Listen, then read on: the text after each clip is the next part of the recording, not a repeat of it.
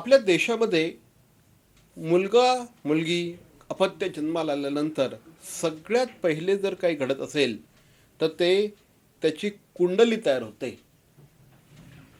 कुंडली नेमकी काय आहे, रत्नशास्त्र नेमकं काय आहे, या विषयावर बातचीत करण्यासाठी आत्ता आपल्याबरोबर आहेत कुंडली आणि रत्नशास्त्र या दोघांचा अभ्यास करणाऱ्या नीता पलानी मॅडम. नीताजी, सर्वप्रथम ठाणे वर्तमानमध्ये आपलं स्वागत.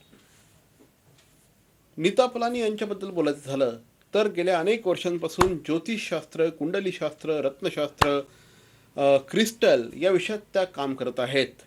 ठाणे शहरातलं एक नामांकित व्यक्तिमत्व म्हणून त्यांच्याकडे बघितलं जातं. रोटरीसारख्या एका मोठ्या संस्थेच्या अध्यक्षा म्हणून काम करत असताना सामाजिक क्षेत्रामध्ये त्यांनी स्वतःचा ठसा उमटवला आहे. सॅटर्डे क्लबसारख्या एका उद्योजकीय संघटनेबरोबर काम करत असताना अनेकांना त्यांनी मदतीचा हात देखील दिलेला आहे. आज आपल्याबरोबर कुंडलीशास्त्र आणि रत्नशास्त्र या दोन विषयावर बोलण्यासाठी आपल्याबरोबर आहेत नीता पलानी मॅडम. पुन्हा एकदा आपलं स्वागत. माझा पहिला प्रश्न तुम्हाला आहे, कुंडली म्हणजे नेमकं काय? सर, कुंडली म्हणजे आपले जी MRI रिपोर्ट म्हणू शकतो.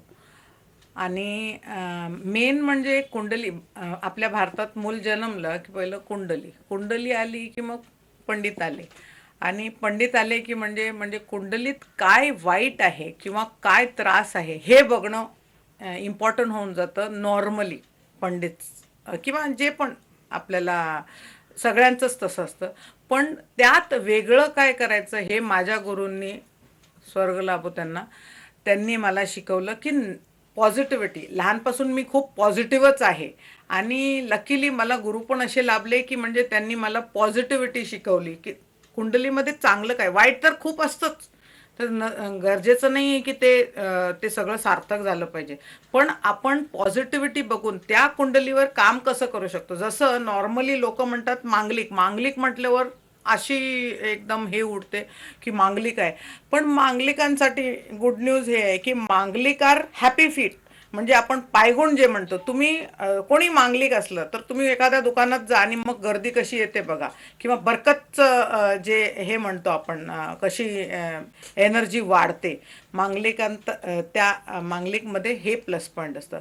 आता एखाद्याला कालसर्पयोग म्हटलं तर लोकांना असं, अरे बापरे, कालसर्पयोग काय? काही नाही, घाबरायचं कारण नाही. पहिली गोष्ट तर कालसर्पयोगी ज्या मुलाला किंवा कोणालाही व्यक्तीला कालसर्पयोग आहे, पहिली गोष्ट त्याची प्लस पॉईंट ही आहे की तो आपल्या जन्मता जाग्यापासून दूर गेला तर तो प्रोग्रेस होणार. And what is the problem? लोक बाहेर जातात तर कालसर्पयोगवाल्यांनी पहिलं ते केलं पाहिजे शांत करायला. म्हणजे ओके, तुम्ही मंडेच्या दिवशी हे करा, शिवजींची पूजा करा, ते खूप हे करणार, शांत करणार.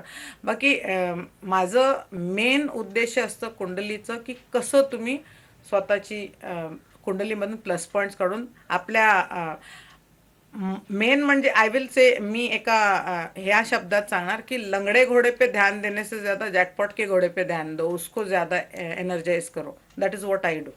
एक्झॅक्टली. म्हणजे कुंडलीविषयी तुम्ही आत्ता जे काही सांगितलं ते अगदी परफेक्ट आहे. मग तुम्हाला पुढचा प्रश्न असा आहे की कुंडली सगळेच बघत असतात, तुम्ही वेगळं काय करतात?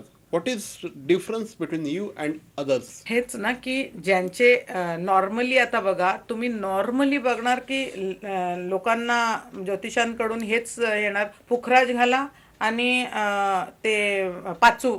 That is the safest gems. Okay, I go a step ahead and suggest something which will really त्यांना म्हणजे बेस्ट, त्यांच्यासाठी पॉझिटिव्हिटी वर्षाव होणार पॉझिटिव्हिटीचा आणि द फील गुड. बघा, लोकांना एकदा सांगितलं, अरे तुला माहिती आहे का तुझ्या ह्या वर्षात तुला ॲक्सिडेंट आहे, तो ते वर्ष येणार आहे 10 वर्षानंतर, पण तो ते 10 वर्ष त्या भीतीत राहतो.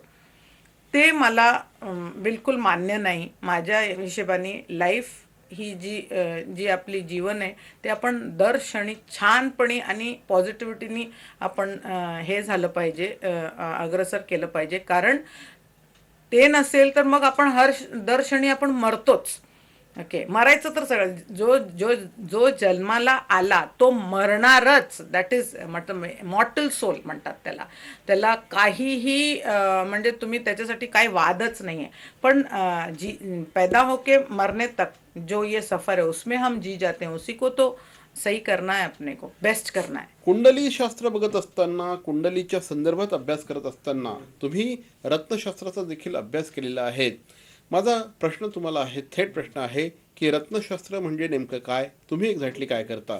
सर, रत्नशास्त्र म्हणजे आता आपण नॉर्मल बॉडीमध्ये आपल्याला एखादी डेफिशियन्सी आली, म्हणजे आपल्याला आयर्नची डेफिशियन्सी आली किंवा आपल्याला कॅल्शियमची डेफिशियन्सी, काय करतो आपण? आपण रडत बसतो नाही, मग आपण कॅल्शियमची गोळी खाणार, शेलकॅल जस्ट फॉर दिस किंवा ऑरोफॉर एक्सटी. तशीच जेव्हा आपल्या प्लॅनेटरी पोझिशन्समध्ये डेफिशियन्सी येते, म्हणजे एखादं प्लॅनेट आपल्याला तेवढी शक्ती देत नाही, तेव्हा आपल्याला त्या प्लॅनेटची रत्न, म्हणजे ते आपली विटमिन्स आहे, व्हायटमिन्स, मल्टीविटमिन्स जे म्हणतात, दॅट इज रत्न. Please understand. लोकांना खूप अरे हे असं काही नाही आहे. जेव्हा तुम्ही बॉडी डेफिशियन्सीची जी टॅबलेट्स खातात तेच तुमचे रत्न असतात. आता जर मी पण धारण केलेत, मला ती हवी आहे म्हणून, किंवा मला एनर्जाइज करायची आहे म्हणून, तो नॉर्मल, इट्स व्हेरी नॉर्मल. रत्नशास्त्र is used wrongly, but actually it is the right thing. Okay, normally आपल्याला घाबरायचं कारण नाही आहे. उलटं ते सगळे काय, म्हणजे सगळे गोळ्या खाल्लं तर काय होणार बॉडीला, तसंच मग सगळे रत्न घालणं हे म्हणजे इट्स नॉट ॲडवाइजेबल. डॉक्टर दीपक चांगलानी आणि डॉक्टर तृप्ती डोंगरे चांगलानी यांचे माला हॉस्पिटल, ठाणे शहरातील लहान मुलांचं परिपूर्ण हॉस्पिटल, NICU, PICU यासारख्या अत्याधुनिक सुविधांनी परिपूर्ण लहान मुलांचं हॉस्पिटल माला हॉस्पिटल. 24 तास पिडियाट्रिशियनची सेवा उपलब्ध. Mala hospital, Rishabh mall, Chitalsar Manpada, Ghodbunder road, Thane. संपर्क 9833973300. डॉक्टर दीपक चांगलानी आणि डॉक्टर तृप्ती डोंगरे चांगलानी यांचे माला हॉस्पिटल, ठाणे शहरातील लहान मुलांचं परिपूर्ण हॉस्पिटल. 70% सेल? काय 70% ऑफ? 70%? छे, काहीतरीच काय, शी, पॉसिबलच नाही. 70% ऑफ शक्यच नाही. शक्य आहे. ग्राहकांच्या हितासाठी पॅरॉनने आणला आहे अप टू 70% सुपर डुपर धमाका सेल. अगदी सर्व कपड्यांच्या खरेदीवर up to 70% off. Conditions apply. Up to 70% धमाका धमाका धमाका sale. Baron men studio, Congress office समोर, आमंत्रण हॉटेल शेजारी, Thane.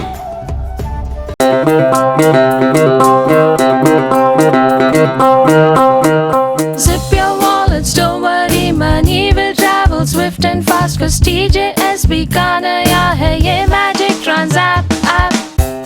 Transapp zap, Transapp app. एक ही virtual ID से transaction है secure and safe. Just tap the tab of Transapp app and make your life all sorted. पैसा आया पैसा भेजा, हो गया चुटकी का खेल. Simple, easy, fast है ये Transapp, just like a finger snap. Transapp app, Transapp app. एक वेगळा ब्लेंड तुम्ही तयार केलेला आहे. म्हणजे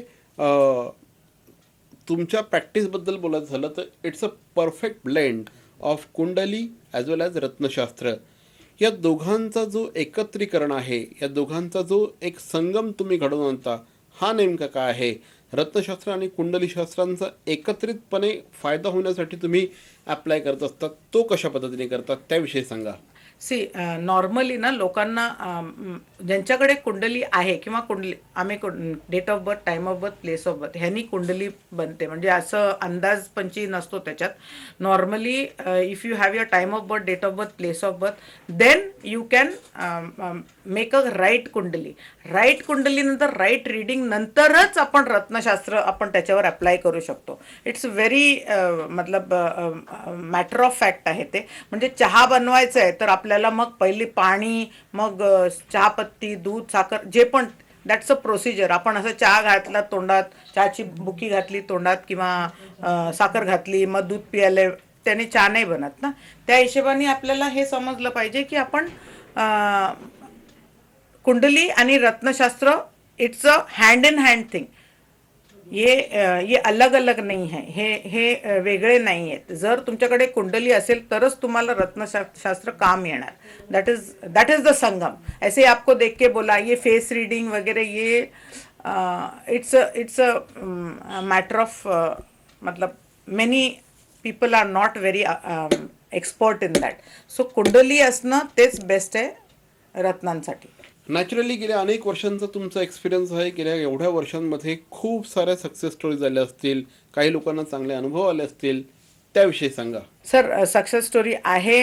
मी लास्ट इयरचीच गोष्ट सांगते. मी दुबईला होती जेव्हा, आणि एक मुलगा तिकडचा म्हणजे तो कॉन्फरन्सला तो पण आला होता, आणि त्यांनी मला सांगितलं he wanted an appointment. And when I seen his kundli there was only one thing which was not working. एकच वस्तू होती जी म्हणजे त्याची सगळी कामं येऊन टिपत होती आणि ती पुढे जात नव्हती. त्याला मी म्हटलं बघ एकच मी तुला सांगणार प्लीज.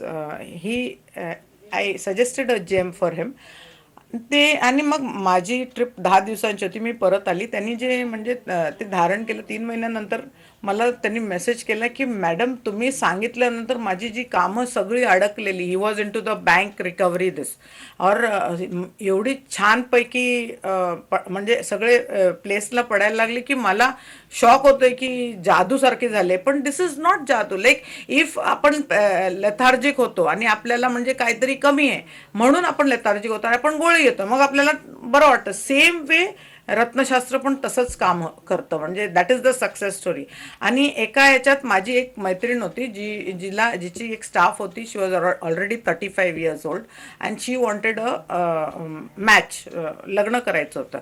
जेव्हा तिला भेटली तेव्हा पाहिलं मी okay she is very successful, earning 1.5 lakh per month.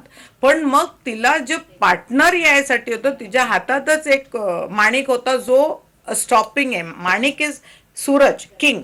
Okay, king will not want anyone to supersede him. तर मग काय झालं की तिला मी सांगितलं बघ थोड्या ह्याच्यासाठी तू प्लीज ते remove that manik. And when the manik was removed in 4 months time she is already married now. That was last year when I had suggested. So these type of things हे सगळे होत राहतात सक्सेस स्टोरीज. म्हणजे the only thing is everyone don't want to be named. काय असतं की आपण डॉक्टरकडे जाणं आणि ॲस्ट्रॉलॉजरकडे जाणं लोकांना वाटतं की इट्स अ स्टिग्मा, म्हणजे तो एक टबू आहे किंवा लोकांना नाही समजलं पाहिजे. बट नाही, every second person requires help and asking for help and correcting your life is no problem. एक मी नेहमी असं सांगणार की रिमेंबर व्हॉट यू गिव्ह. जे तुम्ही देता ते 10 पटीने परत येतं. तर that comes in all factors of your life.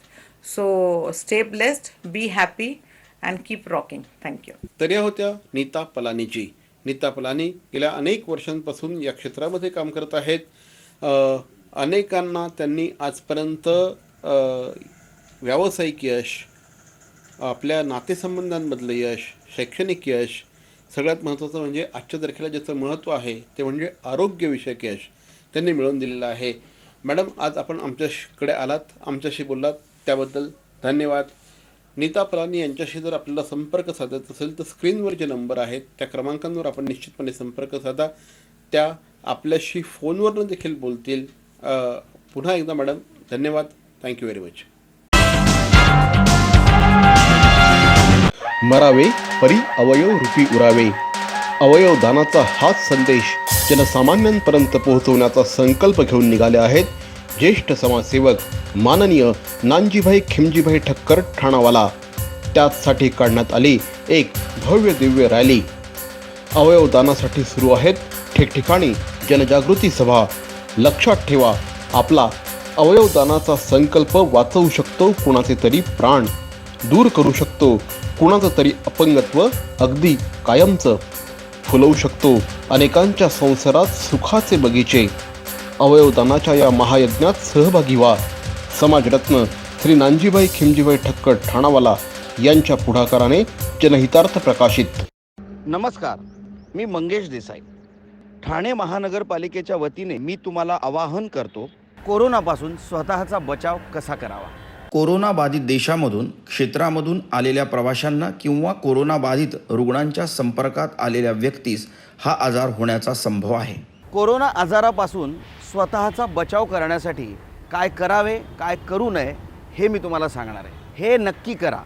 वारंवार साबण व पाण्याने हात धुवावेत. शिंकताना व खोकताना नाक व तोंडावर रुमाल धरावा. अन्न व भाज्या पूर्णपणे शिजवून खाव्यात.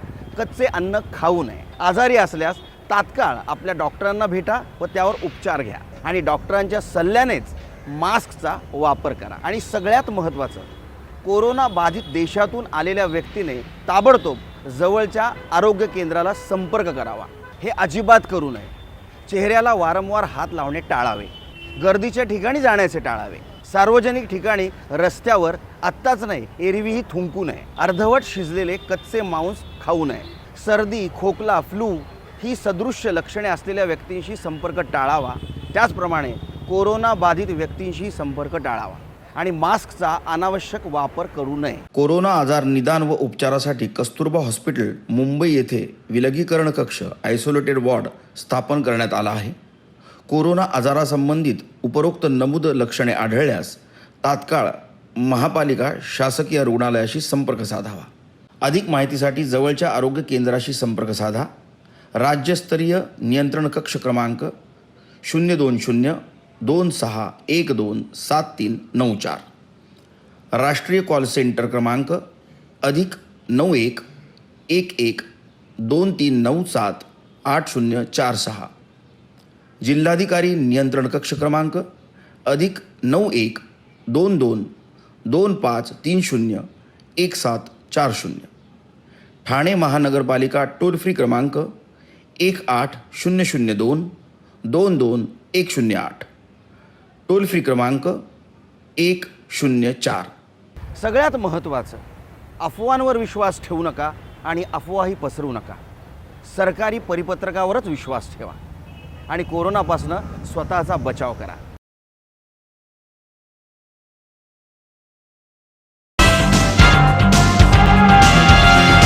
अस्सल देवगडचा हापूस ओळखायचा कसा?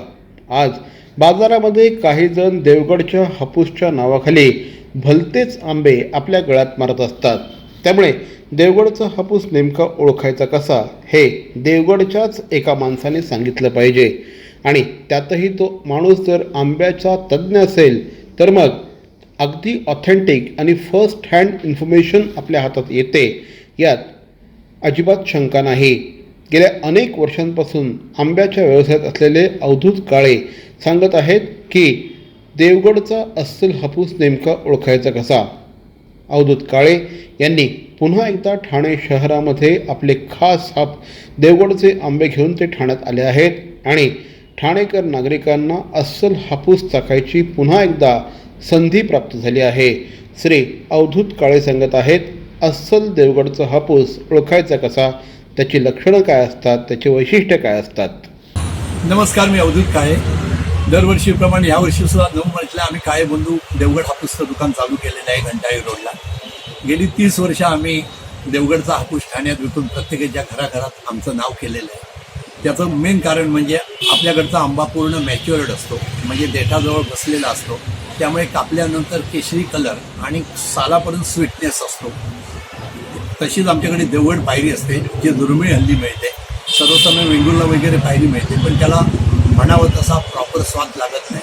त्यामुळे देवगड पायरी खूप डिमांड असतो. यावर्षी तीही कमी आहे.